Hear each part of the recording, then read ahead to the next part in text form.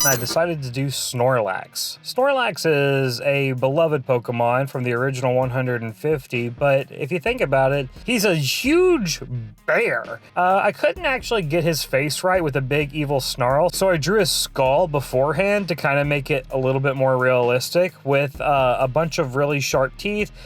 His bottom two canines being the most prominent, since they do tend to stick out of his mouth even in the regular Sugimori artwork. I also thought about having his eyes glowing like how they do in the Z-move Pulverizing Pancake from the Sun and Moon Pokemon games. However, ultimately, I did end up deciding against it because I feel like his eyes being closed is more of a signature Snorlax look. And I didn't want to move away too much from the design, so he's still recognizable for people who may have not played those games. In this scenario, I am imagining that Snorlax was awoken by a particularly unlucky trainer in their Pokemon, and you know, he woke up in a rage, as he does, and they were not skilled enough to defeat and capture the Snorlax, or even just defeat him. And, well, they met quite the bitter end.